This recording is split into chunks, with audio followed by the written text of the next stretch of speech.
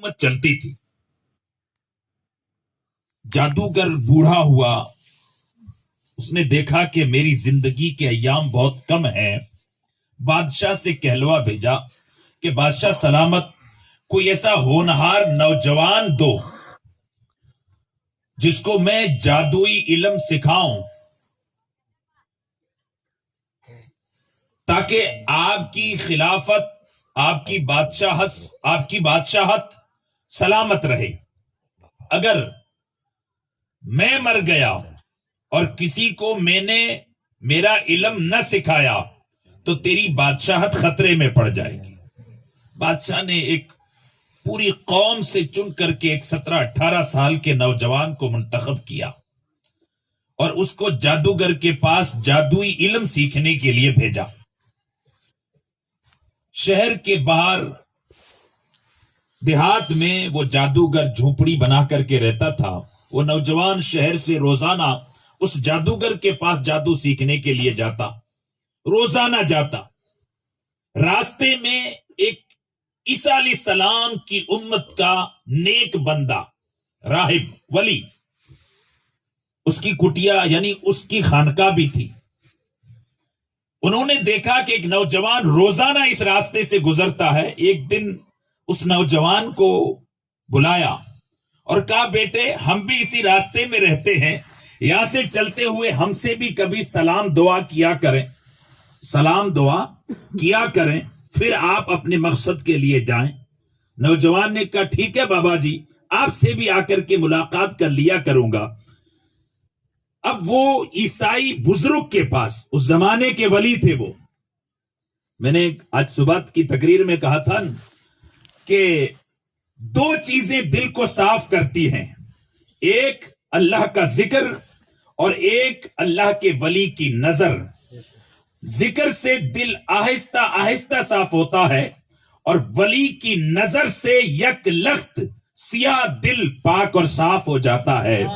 اور صرف پاک نہیں ہوتا ہے, اگر دل کفر سے لبریز بھی ہو تو ولی کی نگاہ سے آنے واحد میں وہ کفر دھل جاتا ہے اور وہ دل ایمان سے لبالب بھر جاتا ہے. اس نوجوان کے ساتھ بھی یہی ہوا. اس عیسائی ولی کی نظر اس پر پڑ گئی. آہستہ آہستہ ولی نے اس کو کلمہ کی تلقین کی کہ یہ پوری کائنات ایک اللہ کی قدرت سے چلتی ہے اور ساری کائنات کو پیدا کرنے والا رب ہے, جس نے زمین, آسمان, چاند, سورج, آپ کو, مجھ کو, آپ کے بادشاہ کو, سارے انسانوں کو, جنوں کو اسی نے پیدا فرمایا ہے. وہ نوجوان کہنے لگا, اچھا ایسی بات ہے, پھر یہ بادشاہ تو دعویٰ کر کے بیٹھا ہے خدا میں ہوں. اس عیسائی بزرگ نے فرمایا, نہیں یہ غلط ہے. اب وہ نوجوان فراق میں ہے کہ اب مجھے امتحان لینا ہے, بادشاہ سچا ہے یا یہ ولی سچا ہے. ایک دن روٹین معمول کے مطابق وہ جا رہا تھا, راستے میں ایک بھیڑیا آ گیا یا درندہ جانور, کچھ روایتوں میں ہے سانپ, اژدہا, راستے میں آن کھڑا ہوا. اب راستے میں چلنے والے لوگ پریشان ہیں کہ اس کو ہٹائیں کیسے. تو اس نوجوان نے ایک چھوٹی سی کنکری اٹھائی اور یہ کہہ کر کے اس اژدہے کو یا درندے کو مارا کہ اگر اس راہب کا خدا سچا ہے تو اس چھوٹی سی کنکری سے یہ درندہ مر جائے گا. یہ کہہ کر کے اس نے کنکری ماری اور وہ درندہ مر گیا, وہ مومن ہو گیا. پھر بادشاہ کا وزیر اندھا ہو گیا. اس لوگوں نے دیکھا, سارے لوگ جمع ہو گئے, راستے میں بھیڑیا ہے, ان کے کھیت کھلیان سب اسی راستے پر تھے. اب راستے میں اژدہا ہے, بڑا سانپ, ناگ یا پھر درندہ شیر وغیرہ, جائیں تو کیسے جائیں. سارے لوگ وہیں کھڑے ہو گئے کیونکہ آگے تو خطرہ ہے. نوجوان آیا, کنکری ماری, وہ درندہ مر گیا. تو سارے لوگ نوجوان کو دیکھنے لگے, یار یہ تو کمال کا انسان ہے, اس نے چھوٹی سی کنکری ماری اور اس کو مار دیا جانور کو. سارے لوگ اس کے معتقد ہو گئے. آہستہ آہستہ اس کے پاس جانے لگے, وہ لوگوں کو دم کرنے لگا اللہ کا نام لے کر کے. لوگ شفایاب ہونے لگے. بادشاہ کا وزیر اندھا ہو گیا, علاج کر کر کے تھک گیا. اس کو کسی نے بتایا کہ ایک نوجوان ہے جو دم کرتا ہے اور شفا دے دیتا ہے, صحت یابی مل جاتی ہے. وہ بادشاہ کا وزیر بھی آیا, اس نے دم کیا, لیکن شرط لگائی کہ پہلے تجھے کلمہ پڑھنا پڑے گا ایک خدا کا. وزیر نے کہا کہ بادشاہ کے سوا بھی کوئی خدا ہے؟ نوجوان نے کہا کہ وہ بادشاہ خدا وغیرہ نہیں ہے, وہ تو انسان ہے. خدا تو وہ ہے جو ہمیں پالتا ہے, جس نے ہم کو پیدا کیا اور یہ کائنات کو چلاتا ہے. عرض یہ کرنا چاہتا ہوں کہ ایک نوجوان اگر راہ راست پر آ جائے, ایک نوجوان اگر سدھر جائے تو اپنی پوری قوم کو گناہوں کی دلدل سے نکال کر کے نیکی کے راستے پر لا سکتا ہے. نوجوان اگر سدھر جائے تو پوری قوم کو جہنم سے نکال کر کے جنتی بنا سکتا ہے. اور اس واقعے سے یہی ثابت ہوتا ہے. خیر, نوجوان نے اس کو کلمہ پڑھایا, دم کیا, وزیر ٹھیک ہو گیا, اس کی بینائی آ گئی. دوسرے دن بادشاہ کے پاس گیا, بینائی آ گئی. کہاں؟ خدا نے بینائی دی ہے. وزیر نے کیا کہا؟ خدا نے بینائی دی ہے. بادشاہ نے کہا کہ میرے سوا بھی کوئی خدا ہے؟ کہ تو کہاں سے خدا آیا؟ میرا خدا تو وہ ہے جو اس نوجوان کا خدا ہے. نوجوان کا؟ بولے ہاں, جس کو آپ نے جادو سیکھنے کے لیے بھیجا تھا, وہ ایک خدا کا اعلان کرتا ہے. خیر, بادشاہ کو پتا چلا نوجوان کا, راہب کا, وزیر کا. پہلے وزیر کو قتل کیا, پھر اس بزرگ کو قتل کیا, پھر نوجوان کو اس نے قتل کرنے کا ارادہ کیا, پانی میں ڈبونے کا ارادہ کیا. جتنے سپاہی بھیجے تھے سب ڈوب گئے, وہ نوجوان سلامت رہا. پھر اپنی سپاہیوں کو کہا کہ پہاڑ کی چوٹی پر لے جا کر کے اس کو وہاں سے دھکا دو. پھر اس ظالم بادشاہ کے سپاہی اس نیک نوجوان کو پہاڑ کی چوٹی پر لے گئے. وہاں جب پہنچے, اس نوجوان نے ہاتھ اٹھا دیے کہ مولا, تیری وحدانیت کا اعلان کیا ہے, تو ہی لاج رکھنا. بس اتنا کہنا تھا کہ پہاڑ ہلنے لگا. جیسے ہی پہاڑ ہلا, وہ جتنے بھی سپاہی تھے سب پہاڑ سے نیچے گر کر کے مر گئے. وہ زندہ و سلامت پہاڑ سے اتر کر کے بادشاہ کے سامنے آ گیا. اب نہ پانی ڈبو رہا ہے, نہ اوپر پہاڑ سے یہ مرا ہے, نہ اس کو آگ جلا رہی ہے. نوجوان کو بادشاہ کہنے لگا کہ تجھے ماروں تو کیسے ماروں؟ کہ یار تیرے اندر طاقت ہی نہیں ہے کہ تو مجھے مار سکے. مجھے زندگی میرے رب نے دی ہے, وہ چاہے گا تو ہی مجھے موت آئے گی. اور اگر تجھے کامیاب ہونا ہے تو تجھے بھی میرے اس رب کا نام لینا پڑے گا. ظالم بادشاہ کو کیا کہا کہ اگر تجھے کامیاب ہونا ہے اور مجھے مارنا ہے تو مجھے مارنے کے لیے میرے رب کا نام تجھے لینا پڑے گا. پہلے پاک کپڑے پہن, پاک بن, پھر میرا تیر اٹھا اور پھر یہ کہہ کر کے مجھے نشانہ سادھ کے مار کہ بسم اللہ ربی حاضل غلام, بسم اللہ ربی حاضل غلام. اس نوجوان کے رب کے نام سے تیر چلاتا ہوں. جب یہ کہے گا تو ہی تیر مجھے لگے گی, اور اس کے بعد ہی تو مجھ پر کامیاب ہو سکتا ہے. بادشاہ نے کہا کہ اس کو مارنا تو ہے, اگر اس کو زندہ رکھوں گا تو میری حکومت بھی جائے گی, تخت بھی جائے گا, میں تو برباد ہو جاؤں گا. کہا ٹھیک ہے. تیر اٹھایا پاک صاحب ہو کر کے, اور پھر اللہ کا نام لیا. اس ظالم بادشاہ نے جو اب تک اپنے آپ کو خدا سمجھ کے بیٹھا تھا, نوجوان کو کن پٹی پہ تیر لگی, نوجوان کلمہ پڑھ کر کے نیچے لیٹ گیا, اس کی شہادت ہو گئی. جیسے ہی نوجوان شہید ہوا, اس کی پوری قوم دائرہ اسلام کے اندر داخل ہو گئی. اس کی شہادت نے پوری قوم کو کلمہ پڑھا دیا. بادشاہ دنگ رہ گیا کہ یہ کیسے ہوا. اب دھمکانے لگا پوری قوم کو, لاکھوں لوگوں کو دھمکانے لگا کہ یہ میں تمہارا رب ہوں. ساری قوم نے کہا تو کہاں سے رب آیا ہے؟ رب تو اس نوجوان کا جو رب ہے وہی ہمارا رب ہے. رب تو ایک ہے جس نے ہم سب کو پیدا کیا ہے. اب بادشاہ نے دھمکایا, قوم ماننے کے لیے تیار نہیں. پھر اس نے کھندقیں کھدوائی اور پھر اس کے اندر لمبی چوڑی آگ جلوائی اور پھر پوری قوم کو لائن میں کھڑا کیا. اصحاب الاخدود النار ذات الوقود، اخدود خندقوں والے، وہ خندق جس میں لمبی چوڑی آگ جلائی گئی تھی اور پھر اس آگ میں ان کو جلایا گیا تھا. خندق کے کنارے ان سب کو کھڑا کیا گیا اور پھر سپاہی ایک ایک کو پوچھ کے آگ میں دھکا دیتے جاتے تھے. بتا کس کو رب مانتا ہے؟ نوجوان کے رب کو رب مانتا ہے یا بادشاہ کو؟ کہا نوجوان کے رب کو. چلو آگ میں. اس طریقے سے جلاتے جلاتے جلاتے آخر میں ایک عورت بچی جس کے ہاتھ میں شیر خوار بچہ تھا، جو ابھی بولنا نہیں سیکھا تھا. عورت ہچکچانے لگی، کیا کروں؟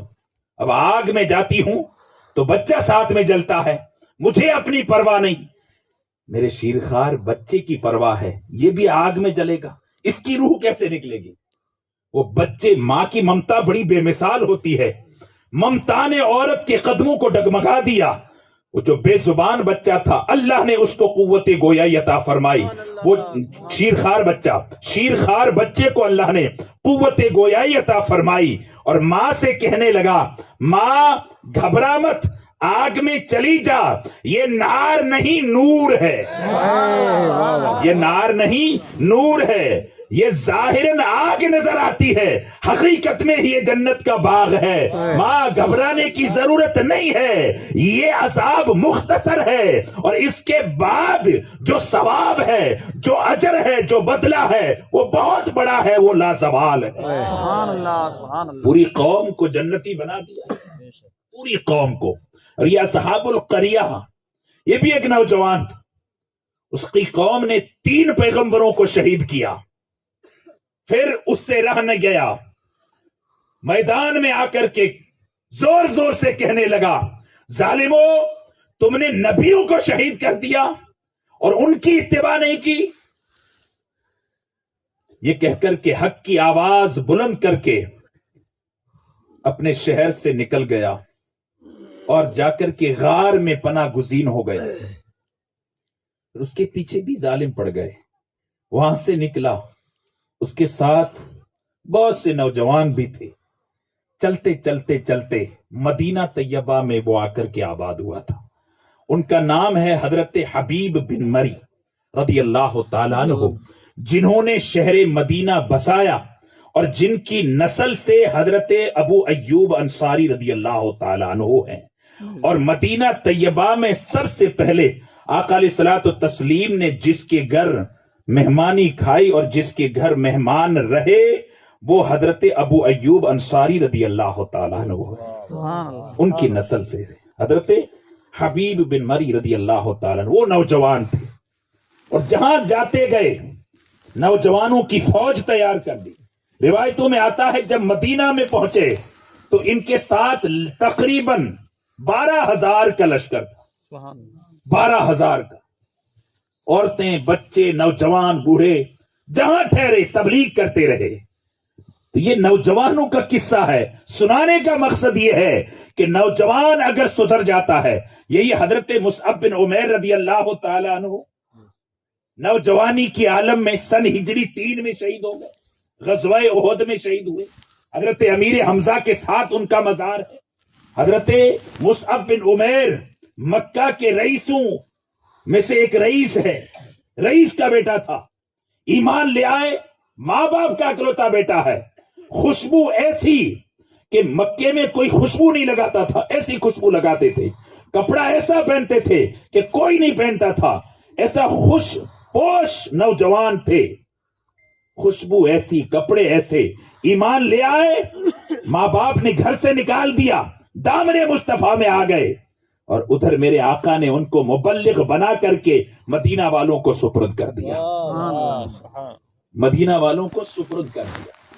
اور آپ کو تعجب ہوگا کہ ابھی 17-18 سال کی عمر ہے، زیادہ عمر نہیں ہے. کتنی؟ 19 یا 20 سال کی عمر میں تو ان کی شہادت ہو گئی. 17-18 سال کی عمر میں، 17 سال کی عمر میں اللہ کے رسول نے حضرت مصعب بن عمیر کو اپنا نائب اور مبلغ بنا کر کے کہاں بھیجا؟ مدینہ طیبہ میں. ہجرت کر کے میرے آقا جب مدینہ میں آئے تو مدینہ کے اکثر لوگ میرے آقا کے کلمہ پڑھ کر کے مومن بن چکے تھے، مسلمان ہو گئے تھے، سب کے سب انصار کہلائے. یہ کس کی خدمت کا نتیجہ ہے پتہ ہے؟ حضرت مصعب بن عمیر رضی اللہ تعالی. حضرت مصعب بن عمیر نے انصار کی پوری فوج تیار کر لی. میرے آقا مدینے میں آئے اور ان کے دلوں میں عشق رسول کیسا بھرا. جیسے ہی حضرت مصعب بن عمیر آئے لوگوں میں تبلیغ کرنے لگے، مصطفیٰ جان رحمت کی سیرت ان کو سنانے لگے، مصطفیٰ جان رحمت کی فضیلتیں ان کو بیان کرنے لگے، اور ان کے دلوں میں محبت رسول کی وہ چنگاری لگا دی ہے کہ مدینہ والے رات دن آمد رسول کے منتظر ہونے لگے. تاریخ اٹھاؤ پڑھو، پتا چلے گا ہر روز مدینہ کے لوگ مدینہ شہر سے باہر نکلتے تھے، مکے سے آنے والے راستے کی طرف جاتے تھے، گھنٹوں انتظار کرتے تھے. جب سواری یا گرد و غبار نظر نہیں آتا تھا پھر لوٹ کر کے واپس آتے تھے، پھر انتظار کرتے تھے. تو یہ مدینے والوں کو محبت رسول کا مشتاق بنایا کس نے؟ مدینے والوں کو انصار بنایا کس نے؟ مدینے والوں کو جانثار مصطفیٰ بنایا کس نے ہے؟ یہ بنایا حضرت مصعب بن عمیر رضی اللہ تعالیٰ عنہ نے، جن کی عمر صرف 17-18 سال ہے اور جن کو میرے مصطفیٰ نے اپنا نائب اور مبلغ بنا کر کے مدینہ طیبہ میں بھیجا. سبحان اللہ. دوسری مثال حضرت معاذ بن جبل رضی اللہ تعالیٰ عنہ، قاضی مصر، قاضی یمن، اور حلال اور حرام کے مسائل کے اندر ماہرانہ شان رکھنے والے. تعجب ہوگا آپ کو، 33 سال کی عمر میں تو ان کا وصال ہو گیا. حضرت معاذ بن جبل کا وصال 33 سال کی عمر میں، 33 ایئر، 33 سال کی عمر میں تو ان کا وصال ہو گیا. لیکن شان کیا ہے؟ ایک تابعی فرماتے ہیں کہ میں ایک دن یمن کی جامع مسجد میں گیا، کیا دیکھتا ہوں ایک خوبصورت نوجوان منبر پر بیٹھا ہے اور ہزاروں لوگ ان کے ارد گرد بیٹھے ہیں، جیسے چاند کے ارد گرد ستارے ہوتے ہیں. وہ تقریر کرتے ہیں، سارے لوگ ان کے بیان کو سنتے ہیں. میں نے پوچھا تو پتا چلا کہ وہ تو صحابی رسول حضرت معاذ بن جبل رضی اللہ تعالی عنہ ہیں. حضرت معاذ بن جبل رضی اللہ تعالی عنہ وہ تابعی عرض کرتے ہیں، فرماتے ہیں کہ میں دوسرے دن میں نے چاہا کہ صبح جلدی جاؤں گا تاکہ کچھ نمازیں پڑھ لوں. میں سب سے پہلے مسجد میں گیا تو کیا دیکھتا ہوں کہ وہی نوجوان مسجد میں نماز پڑھ رہا تھا. حضرت معاذ بن جبل. نوجوانوں، آپ کی نوجوانی بڑی قیمتی ہے. صرف فون کھیلنے کے لیے آپ کی نوجوانی نہیں ہے، صرف واٹس ایپ چلانے کے لیے آپ کی اور ہماری نوجوانی نہیں ہے، فیس بک کے اوپر اپنی راتوں کو برباد کرنے کے لیے ہماری اور آپ کی نوجوانی نہیں ہے، صرف تاک جھانک کے لیے ہماری اور آپ کی نوجوانی نہیں ہے. اٹھو، آپ قوم کا سرمایہ ہو. اگر آپ نے اپنی نوجوانی انہی فضولیات میں خرچ کر دی ہے، انہی واہیات باتوں میں اگر آپ نے نوجوانی خرچ کر دی ہے تو پھر آنے والی نسل کا کون کھیویا بنے گا؟ آنے والی نسل کے بیڑے کو کون آگے بڑھائے گا؟ اس نسل کا نگہبان کون بنے گا؟ اگر آپ اور ہم ہی غرق ہو گئے، اگر آپ اور ہم ہی اگر گناہوں کے دلدل میں پھنس گئے ہیں تو پھر آنے والی نسل کو کون سہارا دے گا؟ کیا آپ نہیں دیکھتے ہیں یہ نوجوان علماء کی فوج؟ کوئی آپ اس میں ہمارے بزرگ جو سینئر ہیں وہ ہیں، باقی آپ دیکھیں گے یہ پوری فوج اس مرد مجاہد نے جو اتارا ہے نوجوانوں کا اتارا ہے. حقیقت کیا ہے؟ حقیقت میں یہ خدا کی سنت ہے، حقیقت میں یہ مصطفیٰ کی سنت ہے. حضرت مصعب بن عمیر اسی طریقے سے جنگ موتا کے موقع پر اللہ کے رسول صلی اللہ تعالی علیہ وسلم نے سپہ سالار مسلمانوں کا کس کو بنایا تھا؟ حضرت زید بن حارثہ کو. عمر کتنی ہے؟ 21 سال. وہ چیف آف آرمی ہے. حضرت زید بن حارثہ کیا ہے؟ جنگ موتا کے موقع پر چیف آف آرمی، ملٹری کے چیف ہیں، جنرل ہیں، اور ان کی کمانڈنگ کے نیچے حضرت ابو بکر بھی ہے۔ آپ اندازہ تو لگاؤ، حضرت خالد بن ولید بھی ہے، بڑے بڑے صحابہ ہیں۔ اس نوجوان کو میرے آقا صلی اللہ تعالی علیہ وسلم نے چیف آف آرمی بنا دیا، تو یہ کیا ہے؟ اسی طریقے سے ہجرت کی رات اللہ کے رسول صلی اللہ علیہ وسلم نے اپنے بستر پر سونے کے لیے منتخب کس کو کیا؟ ایک نوجوان کو۔ اس نوجوان کا نام کیا ہے؟ حضرت علی مرتضی رضی اللہ تعالی عنہ۔ اسی طریقے سے غزوہ احد کی جب باری آئی، مشورے کی باری آئی، تو اللہ کے رسول صلی اللہ تعالی علیہ وسلم نے نوجوانوں کے مشورے کو ترجیح دی ہے۔ اسی لیے تو منافقین مدینہ جل بن اٹھے تھے اور پھر عین جنگ کے موقع پر وہ پیٹھ دے کر کے بھاگے تھے۔ تو یہ نوجوان، آپ آگے بڑھو، آپ کو موقع دیا جاتا ہے، آپ ہی قوم کے اصل سرمایہ ہیں، آپ کو میدان میں آنا ہے۔ اگر آپ میدان میں آئے اور آپ نے دین کا بیڑا اٹھایا، آپ نے قوم کا بیڑا اٹھایا، آپ نے یہ جذبہ بیدار کیا اور آپ نے بڑے خواب دیکھے، بڑے مقاصد اگر رکھے ہیں تو آپ پورے کر سکتے ہیں۔ بزرگ تو بزرگ رہے، وہ آپ کو مشورے دے سکتے ہیں، آپ کے ساتھ دوڑ تو نہیں سکتے، چل تو نہیں سکتے ہیں۔ تو تحریک کا کام، قوم کی بھلائی کا کام، دین کا کام جو نوجوان کر سکتا ہے وہ بوڑھا نہیں کر سکتا۔ اس لیے نوجوانوں، آؤ مل کر کے دین کا کام کریں، تحریک فیض صدیقیہ کا سپورٹ کریں۔ یہ وہ تحریک ہے جو گھر گھر آپ کے پاس آ کر کے علم دین کی روشنی آپ کو پہنچا رہا ہے، اور ان کے بانی کا سایہ، مرشد کریم کا سایہ اللہ ہم پر کاتا دیر قائم اور دائم رکھے، کہ انہوں نے اپنے ہر سکھ کو چھوڑ کر کے ان ٹیلوں میں، ان ریگستان میں، ان سردیوں میں، ان گرمیوں میں رات دن ایک کر کے ہمارے درمیان آ کر کے صرف اس لیے تاکہ ہم مصطفیٰ جان رحمت کے دین سے جڑ جائیں، تاکہ ہم مصطفیٰ جان رحمت کے دین کے مبلغ بنیں، تاکہ ہماری آنے والی نسل دین دار رہے، ایماندار رہے۔ بس یہ ساری تگو دو، یہ ساری محنتیں، یہ ساری کاوشیں اسی لیے ہے۔ اور ہم کتنے خوش نصیب ہیں، میں نے صبح کو بھی کہا تھا، ہم کتنے آپ بڑھنوا والوں، آپ خاص کر کے کتنے خوش نصیب ہیں۔ آپ کو تو قیامت تک کے لیے اس ہستی باصفا نے دین کا قلعہ عطا فرما دیا۔ بچوں کے لیے تو تھا، آپ کی قیامت تک آنے والی بچیوں کے دین ایمان کی حفاظت کے لیے، ان کی دینی دنیاوی تعلیم و تربیت کے لیے جامعہ میمونہ جیسا ادارہ قائم کر کے آپ کو قیامت تک کے لیے محفوظ کر دیا ہے۔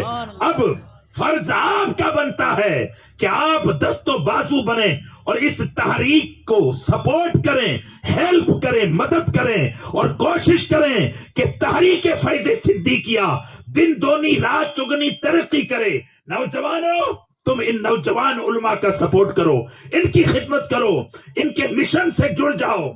ایک ہوتا ہے، انیک ہوتے ہیں۔ جو دو کر سکتے ہیں وہ ایک نہیں کرتا ہے، تین کر سکتے ہیں وہ دو نہیں کر سکتے ہیں۔ اس لیے تنہا اپنے عالموں کو نہ چھوڑیں، تنہا اپنے رہبر کو نہ چھوڑیں، آپ سپورٹ کریں، یہ آپ کے آگے چلیں گے انشاءاللہ۔ اگر آپ کا گروپ مضبوط رہا، نوجوانوں کی ٹیم مضبوط رہی، تو ہمارا معاشرہ دیندار بن سکتا ہے، اور ہمارے یہاں دین اور دنیا دونوں ترقیاں ہو سکتی ہیں۔ نعرہ تکبیر، اللہ تبارک و تعالی نعرہ رسالت، تحریک فیض صدیقیہ کو سلامت رکھے۔ اللہ تعالی جس ادارے کو ہمارے مرشد کریم نے قائم فرمایا ہے، صبح قیامت اللہ اس کو سلامت رکھے، حاسدین کی حسد سے ان کو بچائے، اور نظر بد رکھنے والوں کی نظر بد سے اللہ ہم سب کو محفوظ اور مامون رکھے۔ نوجوان ہر قوم کی اصل سرمایہ ہے۔ نوجوان اگر ٹھیک ہیں تو قوم صحیح ہے، نوجوان اگر بگڑ جاتے ہیں تو اس قوم کا بیڑا غرق ہو جاتا ہے. اس لیے نوجوانوں، آپ کو بیدار ہونا ہے، آپ کو دین کا مبلغ بننا ہے، آپ کو تحریک کا کام کندھے سے کندھا ملا کر کے کرنا ہے. تو انشاءاللہ یہ کام بڑی آسانی کے ساتھ ہوگا اور تیزی کے ساتھ ہوگا. اللہ رب قدیر ہم سب کو حق سننے، حق بولنے، حق پر عمل کرنے کی توفیق عطا فرمائے. وما علینا الا البلاغ. السلام